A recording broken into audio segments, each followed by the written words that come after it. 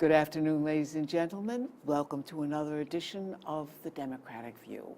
I'm the hostess.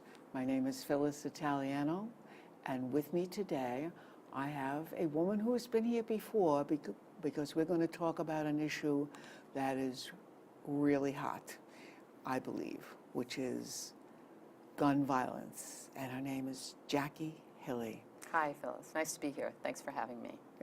Well, I'm very happy to have you, and I want you to just tell us a little bit about who you are and how you got involved in this issue. Well, I initially got involved in the issue because I was an assistant DA in Manhattan, and being kind of flooded with a lot of cases when you work in that office, and that was in the 80s when there was very, very high rates of crime. You couldn't help but realize that there were so many innocent people who were killed by guns and that those guns were illegal. So I next worked for a nonprofit, and I saw the sort of other side of it, which were all of the kids around the country who were being killed by guns, either in accidents in their home, unintentional shootings by friends, or domestic violence circumstances. And once I really became aware of the statistics about gun violence and how many people were being killed, 30,000 people a year, consistently over time, so literally millions of people over time being killed by guns, I just felt it was important to do something about it. So I joined New Yorkers Against Gun Violence as the executive director and worked on policy issues and on educational issues, all designed to prevent death and injury and prevent gun violence. I know, and I was telling you before the show that every time I hear about somebody shooting somewhere, for instance, the one that just happened in Maryland, and I know the town, and I have somebody I know who lives near there, and you know, I believe it was a Saturday that it happened, and I'm thinking to myself, am I going to find out who these people are who were killed, and will it be my friend? And what will that mean if it's my friend who was killed? It's like every time, and in schools, with a daughter who's a teacher, a daughter-in-law who is an adjunct professor, and two grand girlies who are both in schools, I'm scared to death of something like that happening. Yes, I mean, I think you bring up a good point because gun violence has really hit home in America because it's in malls and churches and schools. And Newtown was a shocking, shocking experience for everyone, no matter what side of the issue you were on and what political spectrum you come from. It was a shocking event for us to observe 20 children who were first graders and their educators be gunned down by someone with a mental illness, a dangerous person who had access, very, very easy access to guns when he shouldn't have. So unfortunately, since then, there have been 28 school shootings in this country in the year since Newtown. And so 28 shootings where people have been injured and killed. That's not including the mall shootings, the places in places of business. The real problem in our country is that guns are in the wrong hands. They're not the people who are respectful and who have traditions of hunting or are very careful. I know there's lots and lots of people who are very, very respectful of guns. But the guns that are in the wrong hands do, just incredible damage to families and communities. So that's where our work is focused when I was at New Yorkers Against Gun Violence, and that's where policy issues or political issues concern me, is really getting the guns out of the wrong hands and making sure they don't get there in the first place. You know, I always like to tell people that I went to school in Washington, D.C., American University, and went to college. And I remember the first time that I went down into the city and somebody said, that's the NRA. And the NRA had a building that was one city block. And I didn't even know what the NRA was in those days. What's that, Yes. At 18 years old, because we didn't have that in the Bronx, There were really no guns growing up.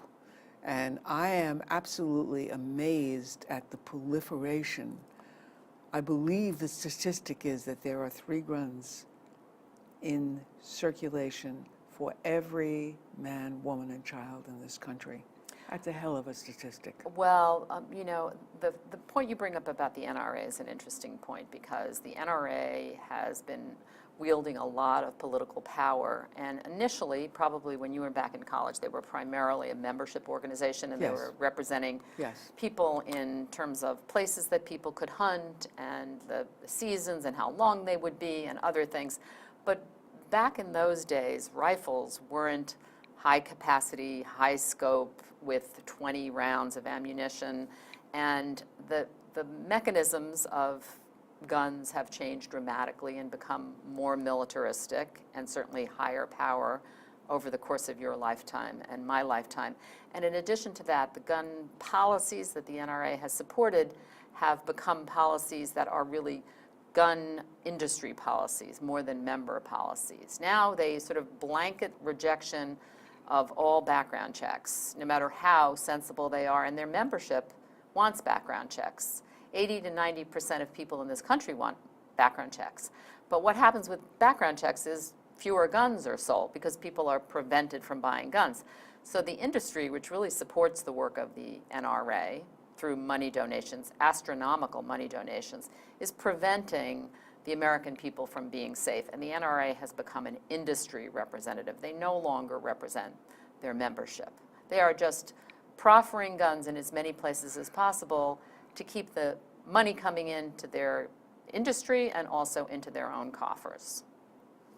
So that movie I see with Jimmy Stewart about Smith and Wesson and all that kind of stuff, they became a giant company that supports all of this, that now causes people to die. Because we've talked about this before on our show, East End Veterans, because the veterans on that show know that what's in the hands of people now in rifles, these highly mechanized gun type of things, really are not for hunting.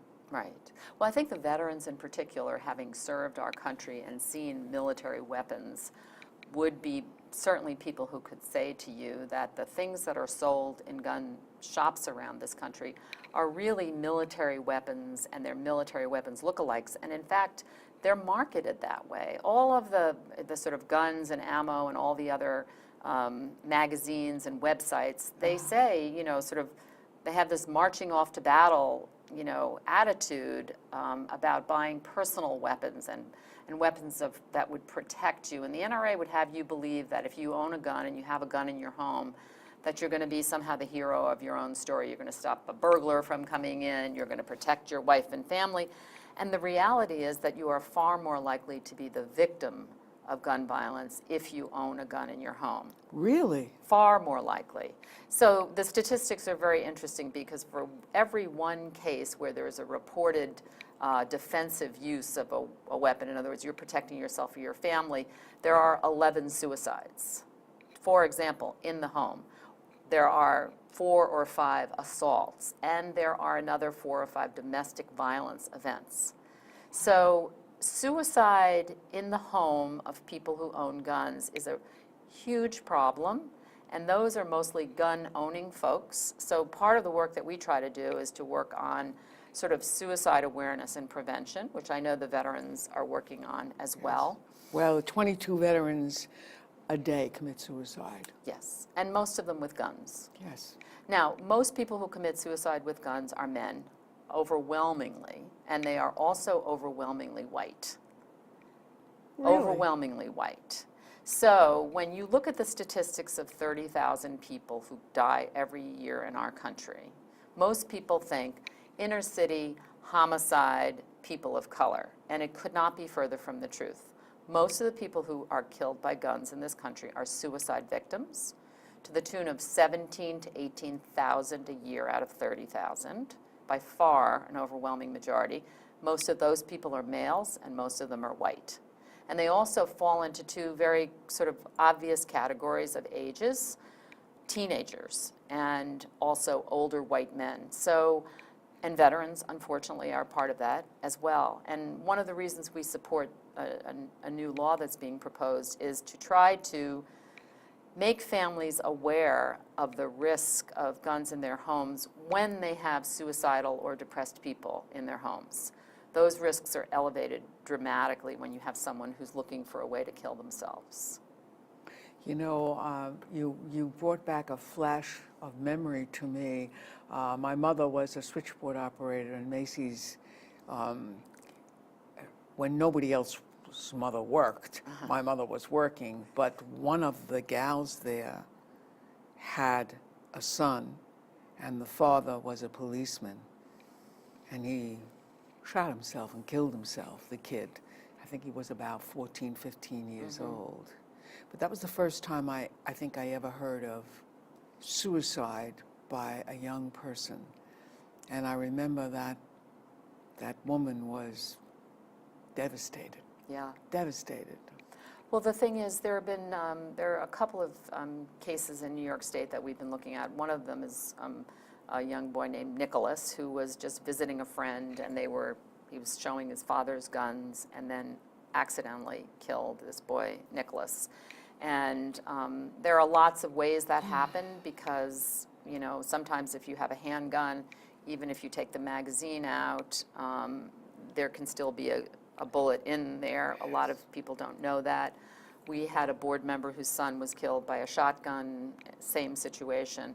So unfortunately, teenagers, what we know of teenagers is that their impulse control is not great when those years, that they are also sometimes emotionally on a roller coaster because of the changes in their lives, and also whether it's not making the team, not getting a date, not going to the prom, being punished by their parents. There's a lot of sort of immediate emotional things they deal with. That group of kids who live at home with parents who are gun owners and want to be responsible really should know that the best way to deal with the guns is to lock them up separate from the ammunition and not allow the kids to have the key. Because this guy down in Virginia, this representative, a senator, who was just slashed and almost killed by his son, and then the son, his name is Senator Deeds, his son killed himself with a rifle. Now, this father knew for a long time that his son had a brewing mental illness, and he took all the guns out of his house, and he left one shotgun there with no ammunition in the house, and the son went out and bought ammunition and killed himself with that one shotgun. So it's not like everybody who owns a gun is going to have a child who's going to commit suicide, but if you own a gun and your child has a depression or some sort of a dramatic, emotional problem, it would really be a smart thing to do to make sure that those guns and that ammunition is not available to them. Do you own a gun? No. I wasn't raised with the guns tradition. I mean, I had everybody in my family served in the military. I have, my brother is buried over in Calverton, and my father is. They served in the Marine Corps. And I had another brother who served in the Navy and another brother who served in the Marines, and I have lots and lots of military people. But my family did not, we were raised on Long Island, and we did not have a tradition. I was raised in the Bronx. I never even saw a gun. Yeah, we never did either. We didn't know what a gun was. It was just simply not anything that was ever, it brought back another incident. I was an assistant principal in a school in Yonkers. And I remember one day some young little kid came in with a gun. Yes. And the aide on the playground saw that the kid had the gun. Yeah.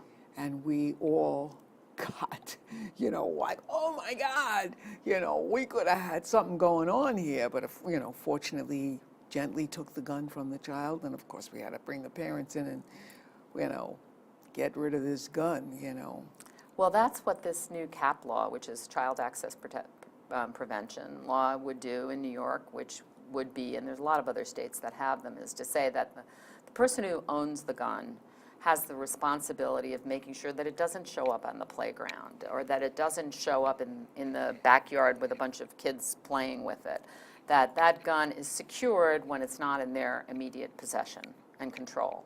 Now, this is a law that is before the... It's going to be before the legislature this year, yes, in New York State. And it makes it the responsibility of the gun owner, the person who has the permit, to make sure that the gun is locked up and, secured separate from the ammunition when it's not in their possession and control. So that, unfortunately, the story that you just told is a familiar story. There are kids who show up with guns on buses, at camp, on playing fields, and those people, whoever those people are, whose guns they are, whether it's the grandfather or the uncle or the neighbor or whoever it is, should be held accountable for responsibility. Because when you talk about rights, every single right in the Bill of Rights comes with responsibilities. And it's no different for the Second Amendment. They have a right to possess guns in their home for self-defense, but the responsibility is to make sure that they're secured in a way that they're not going to hurt somebody else. So that's what the bill says. What about on the national level? Do you think there's any chance? I mean, we all know that the people of the United States want some kind of, the check that we've been talking about. They want some kind of firearms check when people buy guns to make sure they don't get into the hands of the wrong people. You think there's ever going to be a chance that we can get something like that? Yes, I think the national level still is, Congress is trying to catch up with the American people, and so far they haven't been very good at it on anything. I mean, all the things that you've talked about, whether it's budget or immigration or anything else, Congress is so far behind on the agenda of the American people that guns is just another one of those stories that Congress is lagging behind. But if you look at the American people and what they want, 80 to 90% of American people want background checks on all sales. And the thing that you should really focus on when you think about background checks is background checks are not taking away anybody's guns at all. They're not even referring to the person. They're referring to they're not referring to the gun. They're referring to the person. So they're saying who should have the gun, not like what kind of gun they have. And when they look at who should have the gun, the categories are already established. Mentally ill people, people who are convicted felons, people who are convicted domestic violence abusers. I mean, those categories are categories that everybody agrees with. And when the Bureau of Justice Statistics, which is part of the criminal justice federal level, did a survey of federal prisoners in jail and asked them whether or not they went to get their guns from dealers, which dealers are required to conduct background checks. I think it was 68% said, no way, we don't go to dealers for our guns. We go to friends, relatives, street sales to get our guns, where there are no background checks.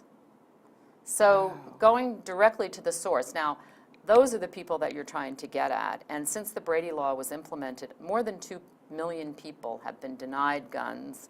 And most of the people who have been denied guns, those are the sort of not so smart criminals who actually go to gun dealers to buy their guns.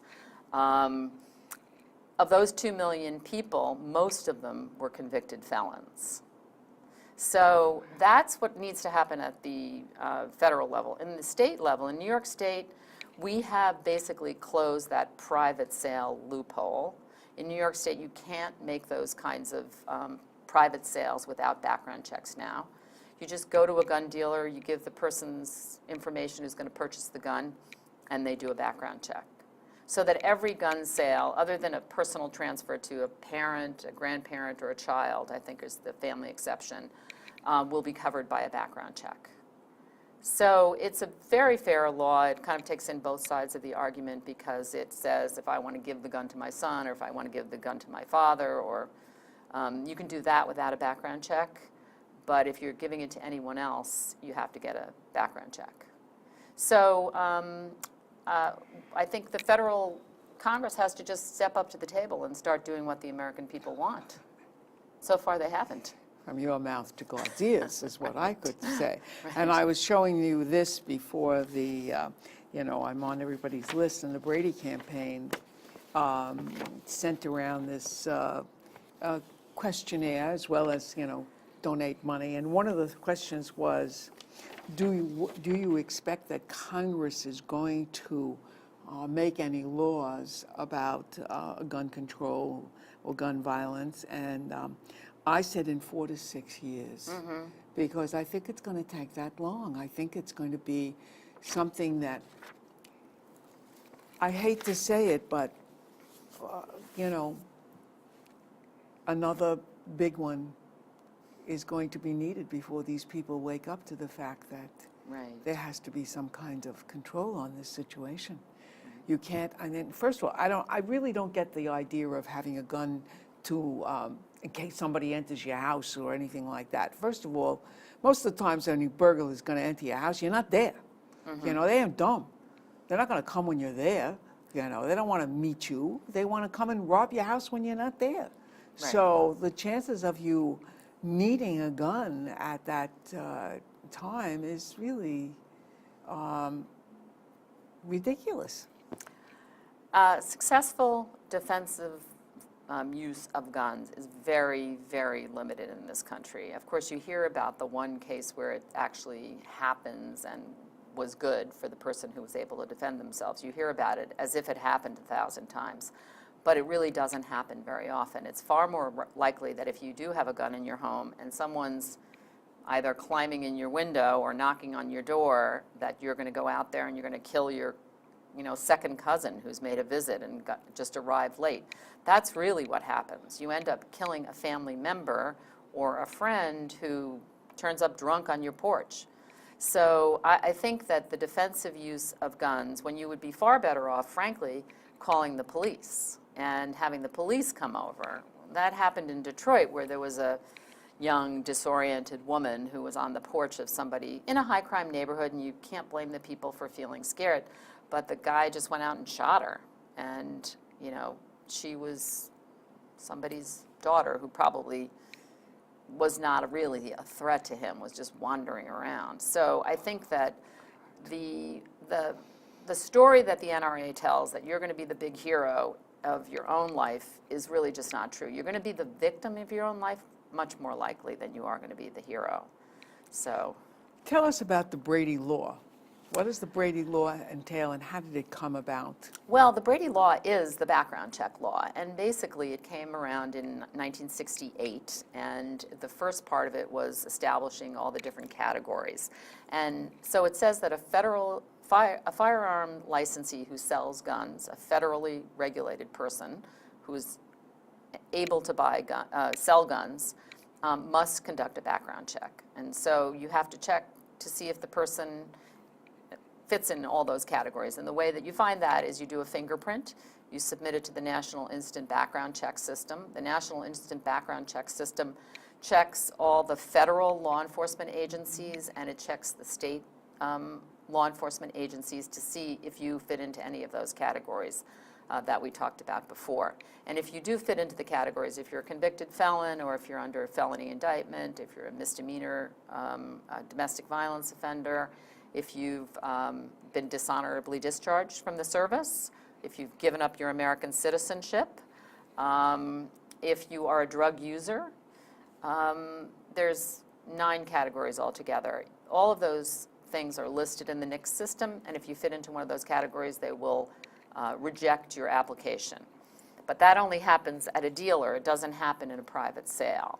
So that's why we feel it needs to be expanded to cover private sales. So what can we as citizens do? What can we do to make sure that we get some kind of legislation that will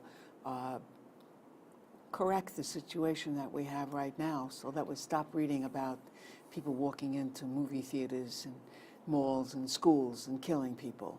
Well, I think that every time you talk to your legislative representative at any level, you should ask your representative, what are you going to do to support strong gun laws at the local level, at the state level, and at the federal level? And if somebody kind of throws their hands up and said nothing can be done at the federal level, then you say to them, I want you to tell them how many people. Every single member of Congress, if you go and talk to them, they say, we don't hear from your side of the issue of the people who want safe gun laws, because I think up until recently people haven't thought about gun safety impacting them. But like you said before, I think gun safety issues really does impact every person in every community in America. And I think people are waking up to that now. So the first thing to do is every time you talk to your legislature, representatives, say, what are you going to do to support strong gun safety laws?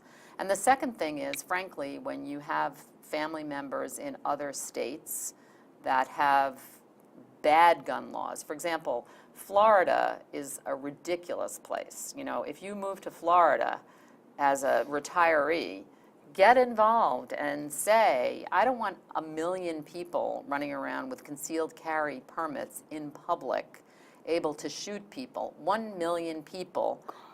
And there was a study done by a Tampa paper that showed that there were literally tens of thousands of people who had concealed carry permits in the state of Florida who were convicted felons. So that is ridiculous, and it makes you way more, if you go to Florida, just take those facts in mind when you're choosing Florida as a place to live. And the second thing number is... one, I'm not choosing Florida on that alone. I'm not either. I'm happy to be here in New York at the East End. But also the other thing is now the next big move by the NRA is they're promoting the idea that everybody who has a concealed carry permit in the state of Florida should not be inconvenienced by crossing state lines. And when they come to New York, they should have their guns with them, just in case they're afraid. So literally, think of 1 million people coming from Florida with their guns to Times Square or out here for a summer vacation. Well, they're not going to get into the game this weekend because they have strict controls. Exactly. There. Anyway, Jackie, thank you very much for coming. I certainly do appreciate renewing and refreshing all of our ideas about gun control, because I am just so sick of hearing of people dying in public places. Yes, we can change and victims of nonsensical rules that we have in this country about so many things. Thank you. Thank you.